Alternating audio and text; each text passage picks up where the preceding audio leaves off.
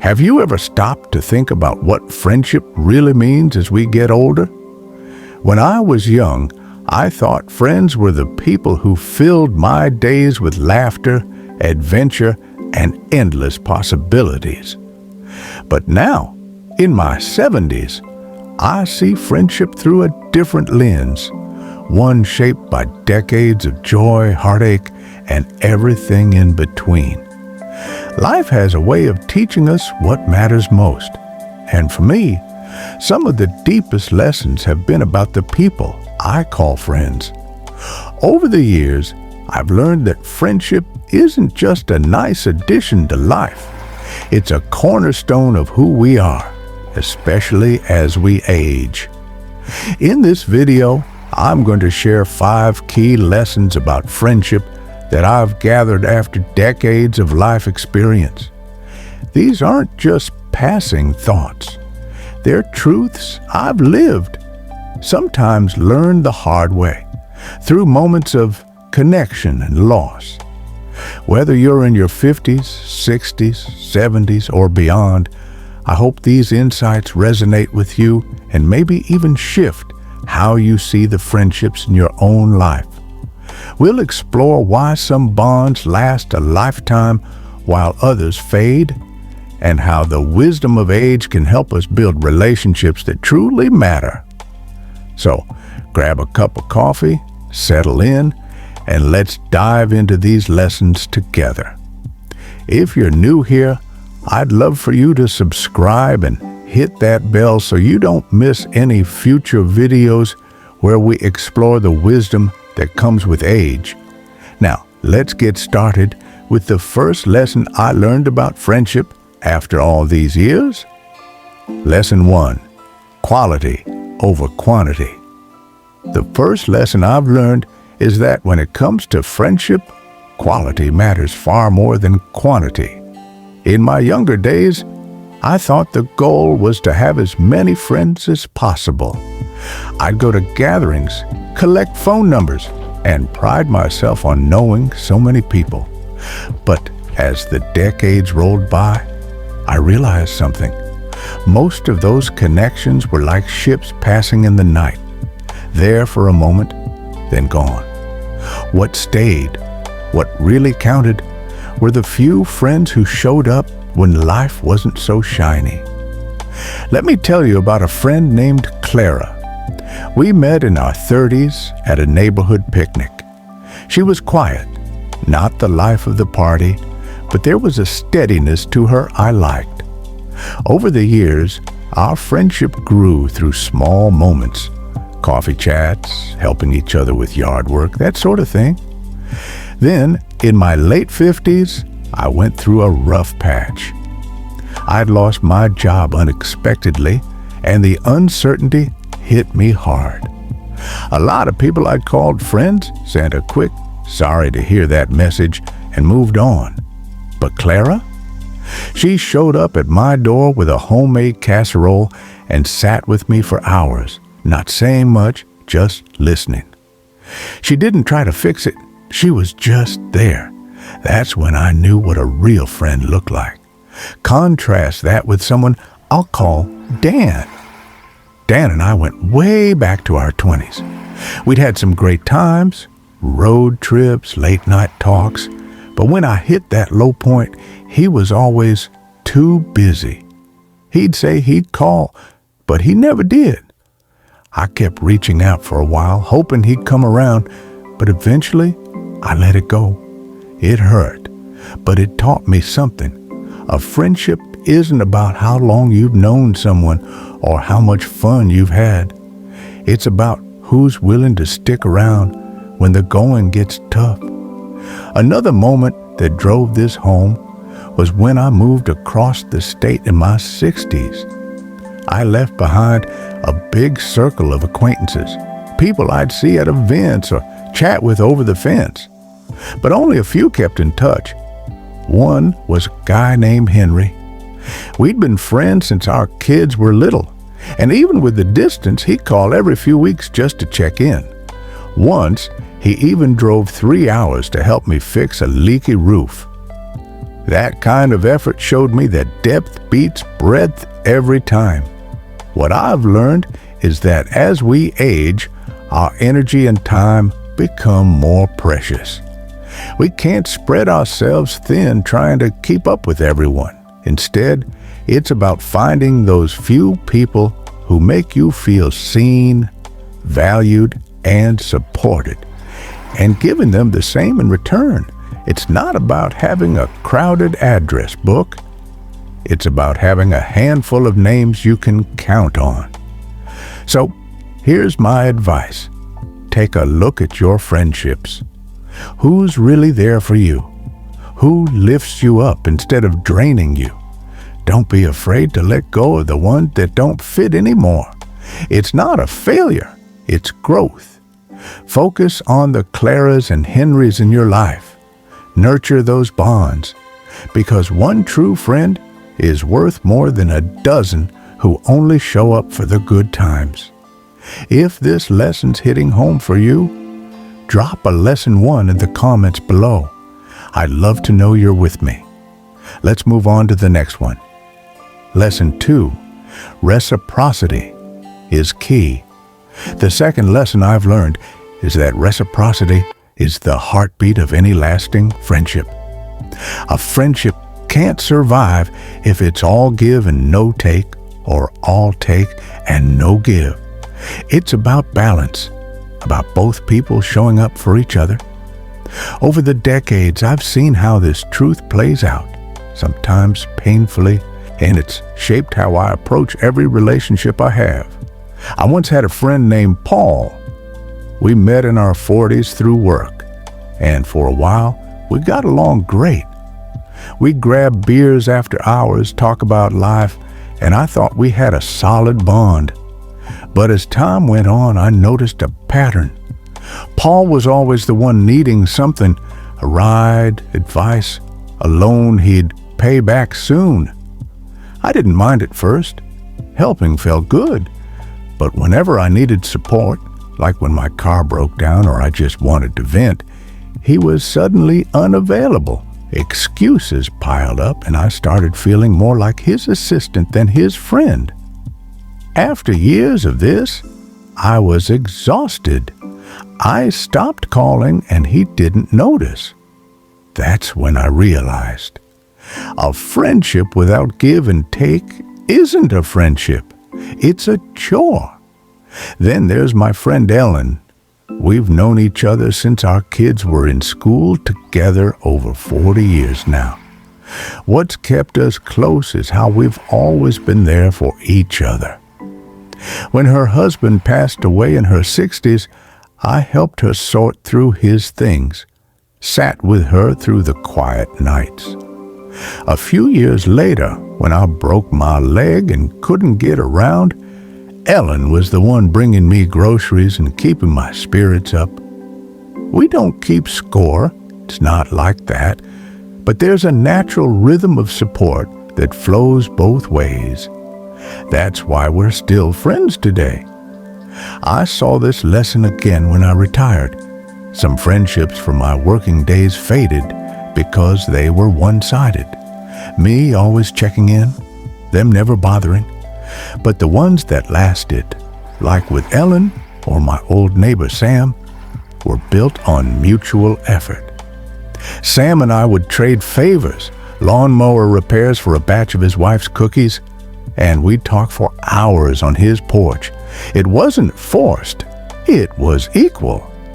What this taught me is that friendship is a two-way street. It's not about being selfish or demanding, but about knowing you're both invested. A good friend doesn't just take your time and energy, they give theirs too. And as we get older, when life's demands shift, that balance becomes even more important. Here's what I'd tell you. Pay attention to your friendships. Are you always the one reaching out? Or are you the one leaning too hard without giving back? If it's out of whack, don't be afraid to talk about it or step away if it's beyond fixing. Seek out people who match your effort, who value you as much as you value them. That's where the real magic happens. If you got a story about reciprocity in your own life, share it in the comments. I'd love to hear it. Now, on to Lesson 3. Lesson 3. Shared history matters. The third lesson I've come to cherish is that shared history matters in friendship. There's something special about friends who've walked through decades with you, who know where you've been and how you've changed. As I've aged, I've found that these long-term bonds carry a depth that new connections, no matter how great, can't quite match. Take my friend George. We met in high school, back when we were awkward kids trying to figure out the world. We lost touch for a while in our 20s. Life got busy with jobs and families, but in our 50s, we reconnected at a reunion. It was like no time had passed. We laughed about the dumb things we'd done, reminisced about teachers we'd driven crazy, and caught up on 30 years in one night. Since then, we've stayed close. When I turned 70, George was the one who threw me a small party, complete with a playlist of songs we'd loved as teens.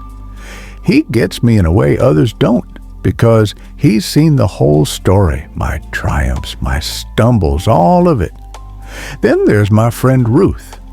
We've been neighbors since the 1980s, raising our kids side by side. She was there when my daughter took her first steps, and I was there when her son graduated college. Over the years, we've shared countless milestones, birthdays, holidays, even the tough stuff like losing parents. Now, in our 70s, we still sit on her porch some evenings, sipping tea and talking about the old days. There's a comfort in that shared past, a trust that doesn't need words. But it's not just about nostalgia. I learned this lesson the hard way too. In my 60s, I drifted from an old friend, Mark, because I got busy with new interests and assumed we'd always pick up later.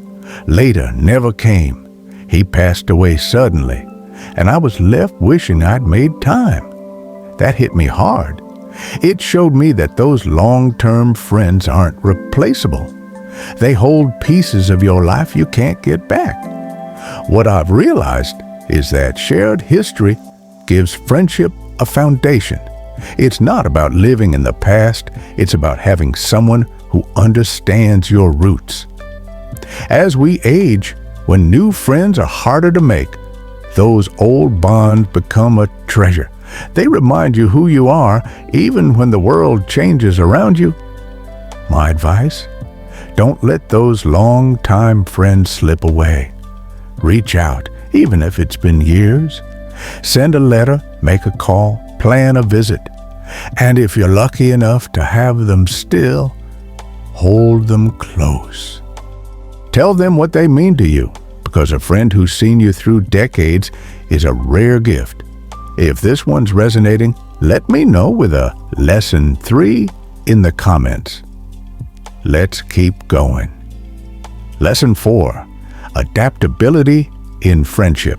The fourth lesson I've learned is that adaptability is essential in friendship. Life doesn't stand still, and neither should our relationships. Over the decades, I've seen how the best friendships bend with the changes, big moves, new roles, shifting priorities, and how the ones that don't often break. I had a friend named Linda. We met in our 30s when our kids were in the same playgroup. For years, we were inseparable. Weekly lunches, family picnics, the works. Then in my 50s, I took a job that moved me 2 hours away. I thought that might be the end of us, but Linda adapted.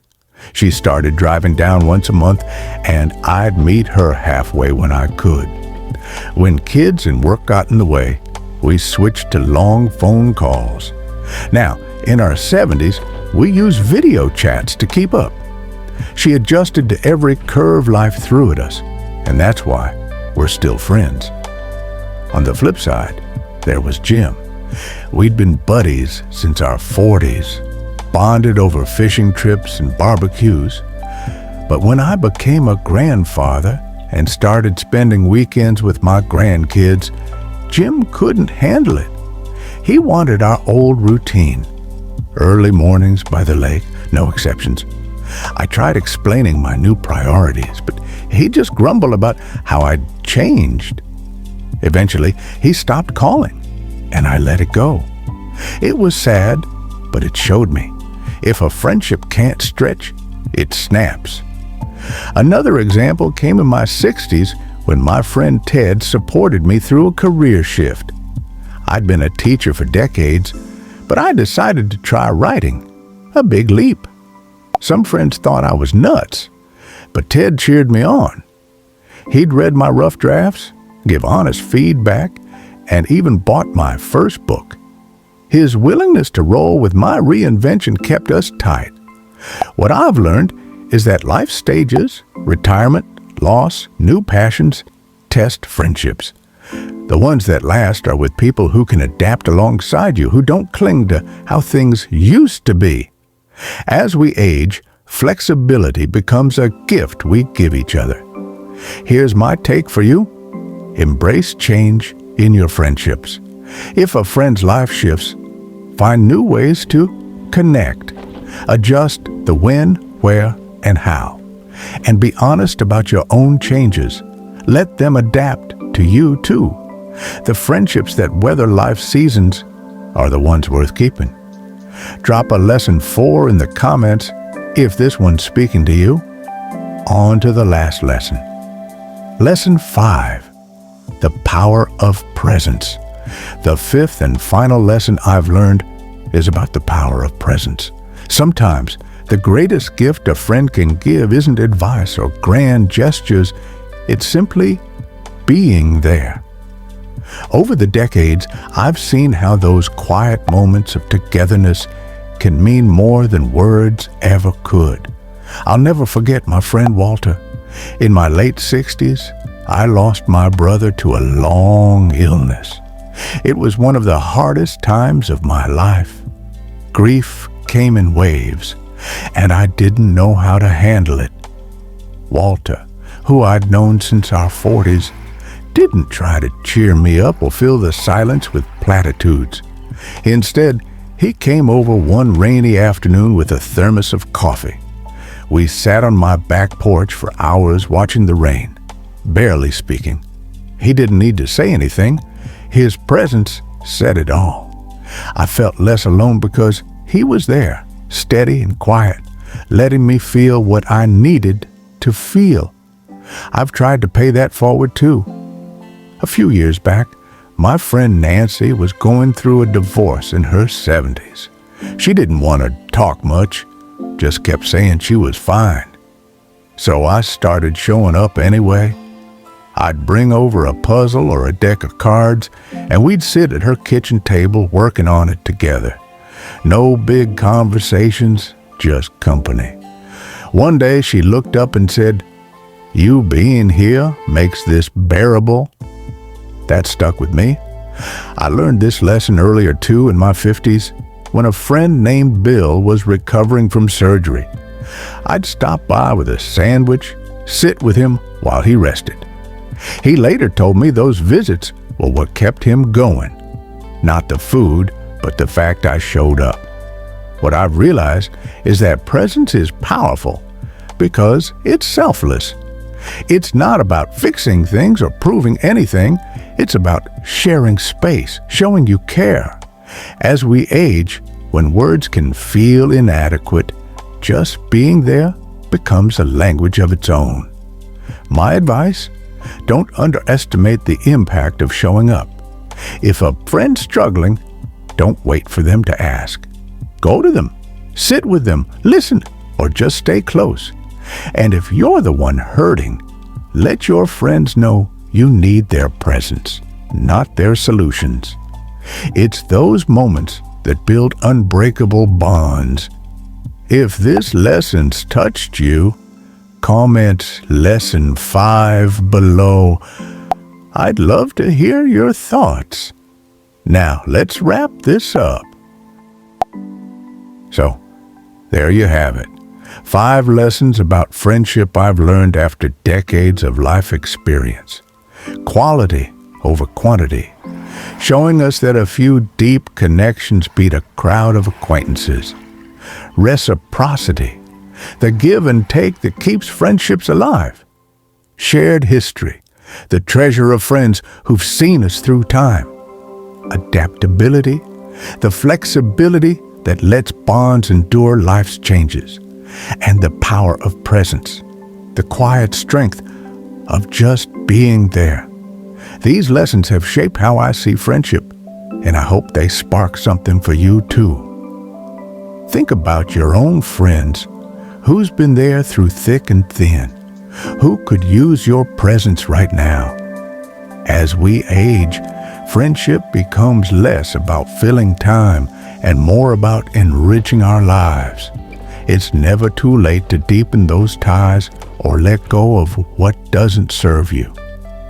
If you've enjoyed this video, please give it a like, share it with someone you care about, and subscribe if you haven't already. Hit that bell so you don't miss what's next. I'd love to hear your stories in the comments. What's friendship taught you over the years? Thanks for spending this time with me.